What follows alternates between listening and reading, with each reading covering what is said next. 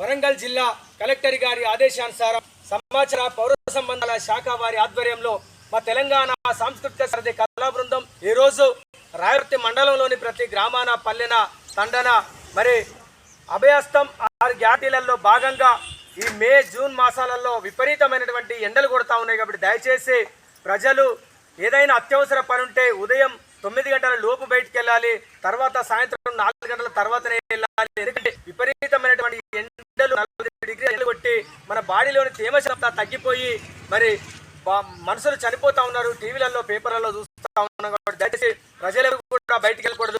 అదేవిధంగా ఇప్పుడు వేసవికాలం పంట పొలాలు మొత్తం కోయడం జరిగింది. ఆ కోసిన కొయ్యక కానీ అందులో ఉన్న గడ్డి కానీ రైతన్నలు మరి కాలబెడతా ఉన్నారు. అలా కాలబెట్టినట్లయితే మరి పక్కన ఉన్న పంట పొలాలు అదేవిధంగా గుడిసెలు పక్కన ఉన్న ఇండ్లు కావచ్చు మనుషులకు కూడా అంటుకొని చనిపోవడం జరుగుతూ ఉంది.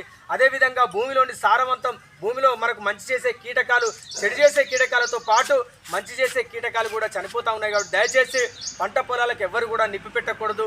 అదేవిధంగా మరి జూన్ 12 తారీఖు నుంచి వెళ్ళి మరి పాఠశాలలు పునఃప్రారంభం అవుతాయి కాబట్టి దయచేసి మీ పిల్లలందరినీ కూడా మరి ప్రభుత్వ పాఠశాలల్లోకి పంపించాలి.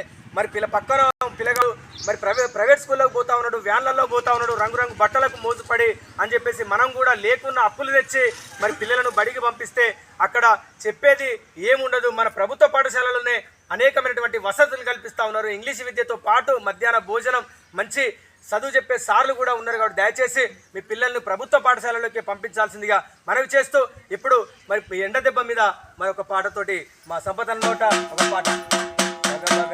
పగ పగ ఎండలు